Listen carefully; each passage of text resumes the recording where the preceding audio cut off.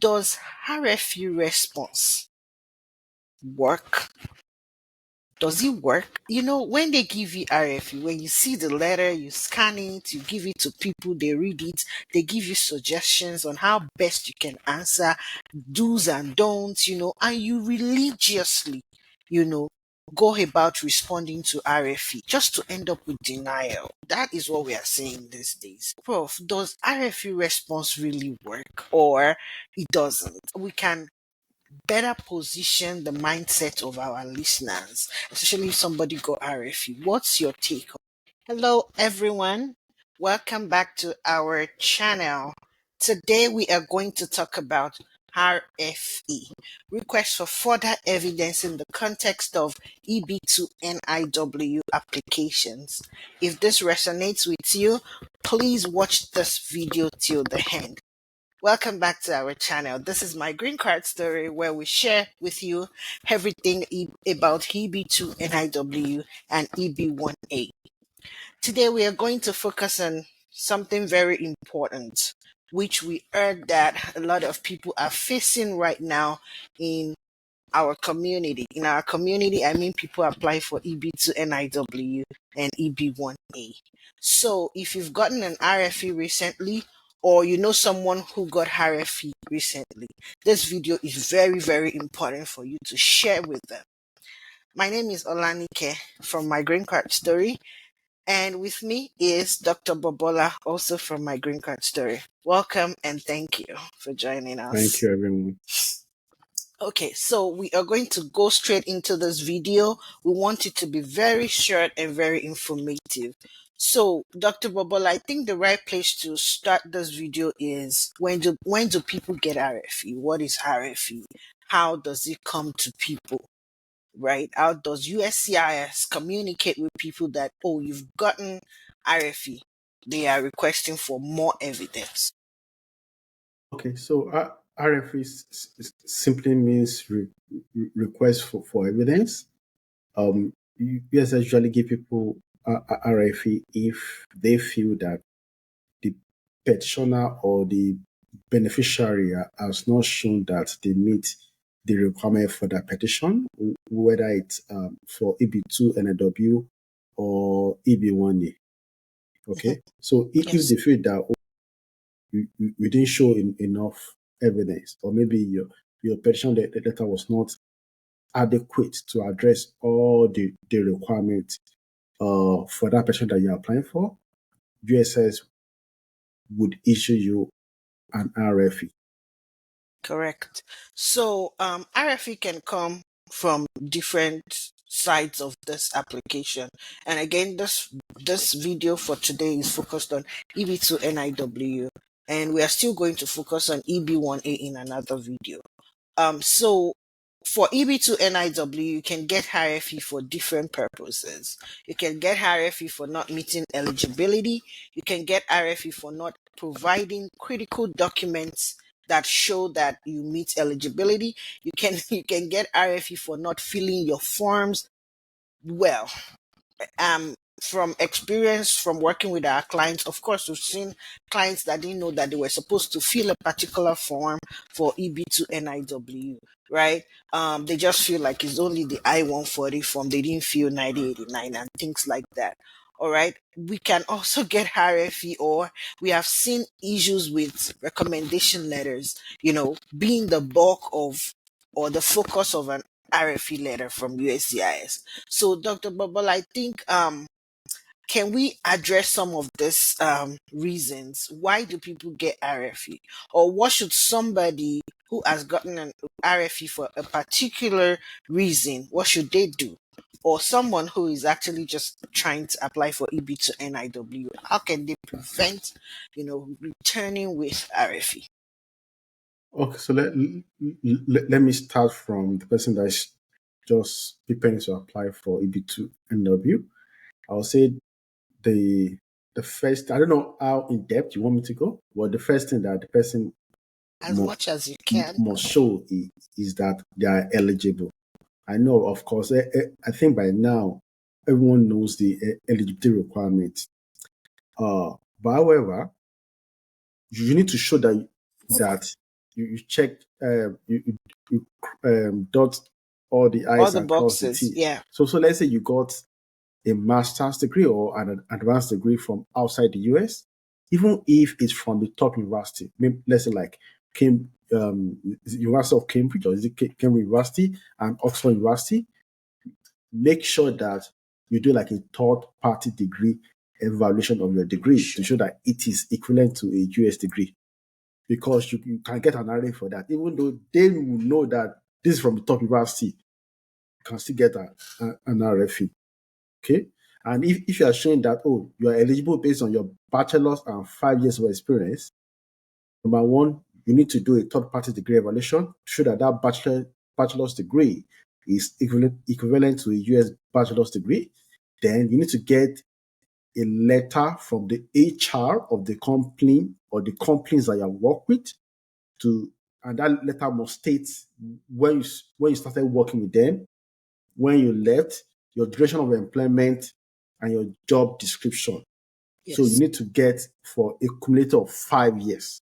Okay. So if you have those two evidence, then you can show that you are eligible based on bachelor's degree and 5 years of experience. Now, if you are claiming exceptional ability, make sure that you have the key document to show that you actually meet 3 out of the 6 requirements for exceptional ability. Now, let's proceed to the main one, the petition or letter. So if you are filing for EB2-NIW, you need to show that you meet the 3 prongs of the Matter of Dhanasar, because the Matter of Dhanasar is the framework that USCIS used to address RFE. Now, the first mistake that I think that most people make is that they don't define what they are proposing in the voice. They just jump straight to the substantial merit. And I keep Or they telling people, just explain their advanced degree, or yes, what their advanced degree does. Like if they have an advanced degree in engineering, they will just say what an engineer does, yes, not their proposed endeavor. yeah. And I keep telling people that how can you discuss the substantial merit of a thing that you have not even defined? It doesn't make sense. It doesn't make sense or logically. So I tell people that first thing, define that proposed endeavor in a single, concise sentence. You explain your proposed endeavor in details. Use at least one page or 1.5 page. What's your proposed endeavor? How do you plan to achieve it? What method, what technique, what strategies are you going to use? What is your expected outcome, or what are your expected outcomes? Make sure that you explain it. If you don't do that, that's where the problem is going to start from. Okay? Then after you do that, move down to your substantial merit.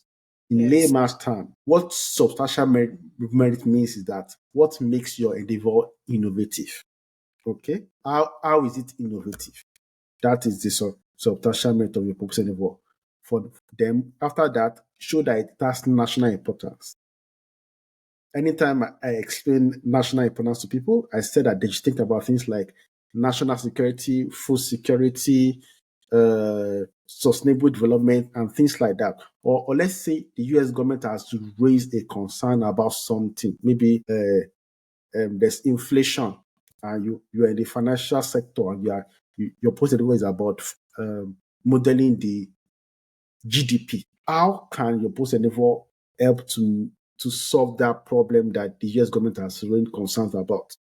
Or let's say the US government has documented goals and strategies that they want to achieve in order to bring down inflation. How can your proposed endeavor help to meet those goals and strategy? That is the Okay. national importance of So your that's the proposed first endeavor. prong. That Mhm. is the first prong. Yes. Now, concerning the second prong, which is the fact that you are well positioned to advance in your proposed endeavor, for that part, it's not really about what you write or how much you write. It's about what you can prove. Now, this is where your supporting document comes into play. So you want to show evidence that you have a track record of achievement in your field, evidence that you have contributed to your field, evidence that you have been recognized. Your certifications, your degrees, you want to talk about it under that section. Yes. Now, to simplify for you, if your proposed endeavor is about modeling GDP, gross domestic product, you want under the work position, you want to show that you have done something similar. At least you have modeled something in the financial sector. If you can't show that, then there'll probably be a problem. You want to show that at least you have done something on a smaller scale that is within the confines of your proposed endeavor. Okay. Now the third prong on the That's the balance. most important one because that's the one I feel like people don't know how to write at all. Okay. I've seen people, destroy that part. That third prong of on the balance, people don't know how to write it. But please, almost 80% of people that will get RFE will get RFE for the third prong. That's my observation. Okay. I'm wrong. So for the third prong, which is on the balance to benefit the US to waive the job offer and labor certificate, I was seeing different ways in which people write this part and they do not do a good job. Now, first thing first, if USCIS state in the RFE that you did not meet either the first or second prong, automatically you won't meet the third prong. That is a fact. I've never seen anyone that USCIS says, oh, they didn't meet either the first or the second prong, and they met the third prong. I've not seen one. And so far, myself, okay, we have looked at over 150. Yes. Yeah, we have never seen one at all. Okay. Now, what are the things that you are required to address under the third prong? There are about at least 5 or 7 of them. I think 5 of them. Number Yes. one, you want to show that your proposed endeavor is beyond your present employment. It's your current. That's very critical. Number two, you want to state why or discuss why you cannot obtain a labor certificate. Give a logical reason why you can't get a labor certificate. Number three, you want to discuss the fact that the national interest of your proposed endeavor is sufficiently urgent to warrant foregoing the labor certification process. Create an urgency. Let them see that there's an urgent need or an urgent reason for them to approve your proposed endeavor. That see the labor certification process takes at least 1 year. So if the US is waiting for 1 year, things will have falling apart. spots. Yes. So explain it to them in a layman's language. And also another thing that they want to see is that even if there are American workers that can do the job, your proposed endeavor will still benefit the US. Give them at least one or two reasons why your endeavor will still benefit the US, even if there are American workers that can do the job. Explain it. Don't just say, oh, my proposed endeavor will benefit the US for modeling GDP. Again, describe it in details. Those are some of the things, because I think there are two more that are omitted. Those are some of the things that you can address under the third prong. It's going to create job. Okay, thank you so very much. Now, I know that when you said earlier, you said that this was going to be fast to those that are just applying, so they will not return with RFE. And that brings me to the second phase of my question. It is very sensitive, so get ready for it. Does RFE response work? Does it work? When they give you RFE, when you see the letter, you scan it, you give it to people, they read it, they give you suggestions on how best you can answer, do's and don'ts, and you religiously, go about responding to RFE just to end up with denial. That is what we are saying these days. So, Prof, does RFE response really work or it doesn't? So that, we can better position the mindset of our listeners, especially if somebody got RFE. What's your take on that? Okay, I will say yes and no. Now, the reason why I'm saying both yes and no is because there's a difference between addressing RFE as that 2018 or 2019 and in the early I'm in 2020s. So 2025. addressing RFE right now. Hmm. Okay. Okay. Now Yes. I'll talk about the difference, right? The main thing right now. So I've noticed a pattern, and both you and I, and the other consultant at my Mega Story, we have noticed that if that initial petition letter is very, very bad, not good at all, Hmm. and you respond to it, the They'll probability that it's most going to be likely, approved is very, very slim. Okay? Then because they'll know number it's an afterthought. All these things is an afterthought. Oh God. then number two, if you don't have the key supporting document, so let's say at the time you apply, you just have your degree, you have your CV, you have your license or certification, and you have your membership in a professional society, especially for an organization that you just paid that membership fee, Yeah. and you don't have any other key supporting document. There are supporting documents and there are supporting documents. Yes. So. If you have key supporting document, it might be slim. Okay. Yeah, So that's why you probably, say no. So why do you say probably. yes?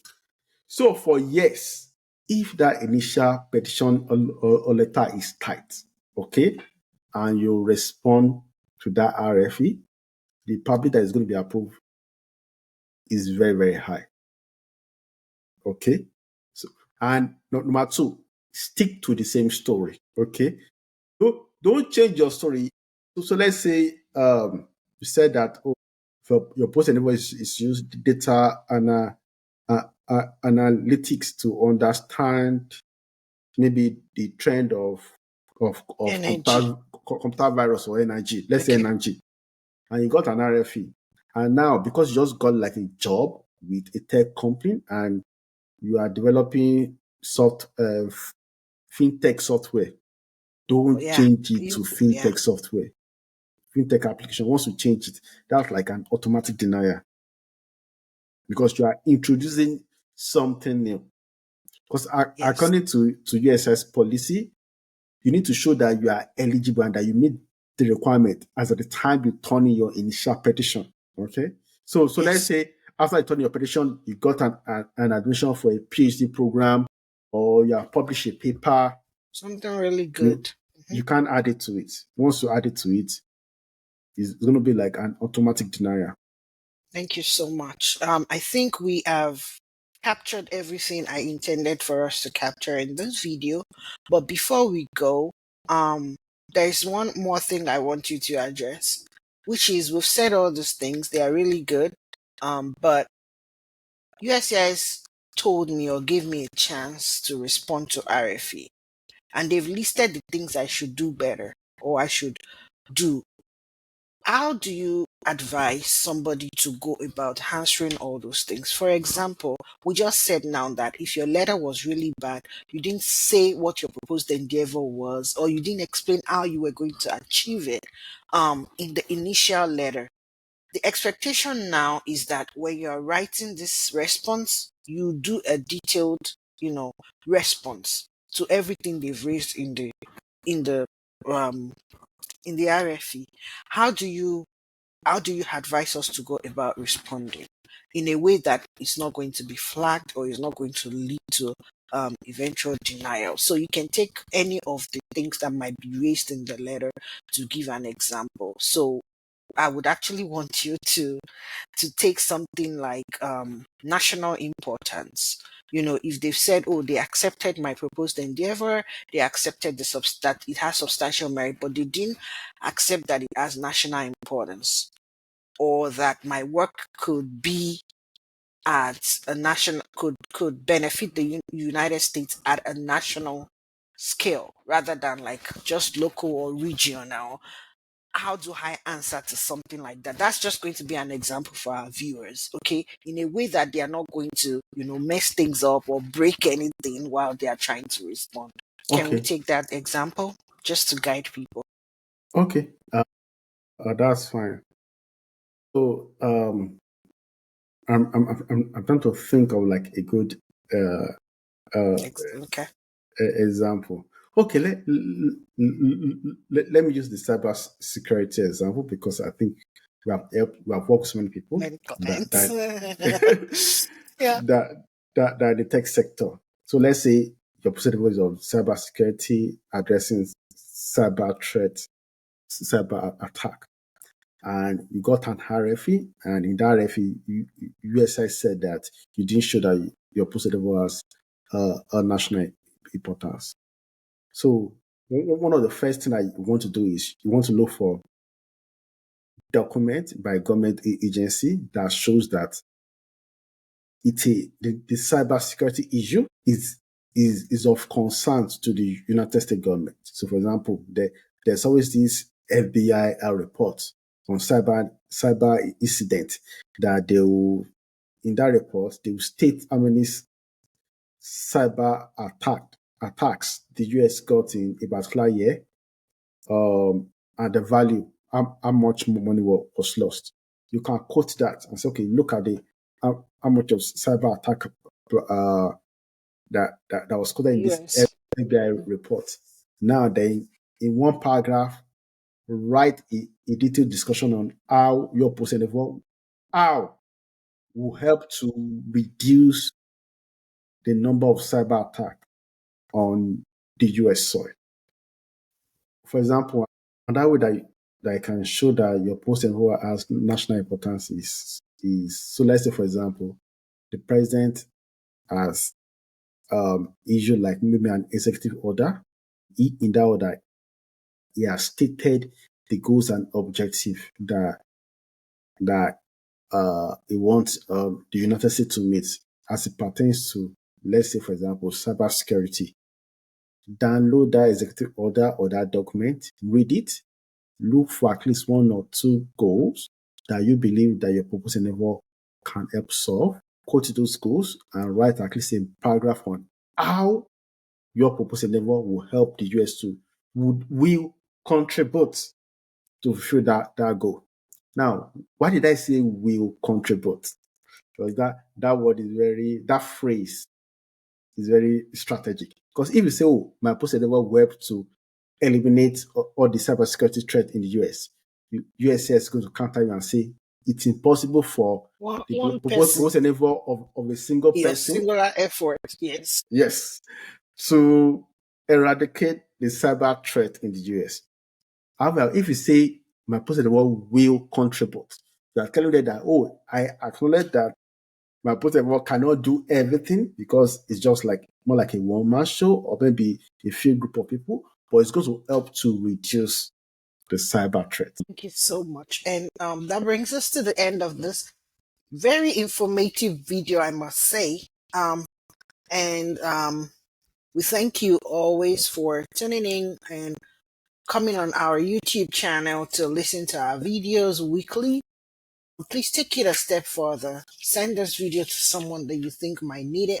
And if you haven't subscribed, 2025 is the year that you should be part of this family in a way that you show that you support us and you've subscribed to our channel, our YouTube channel, and that you're following us on all our social media platforms. Till next time, thank you so much, Dr. Bobola, and thank you, our viewers. See you.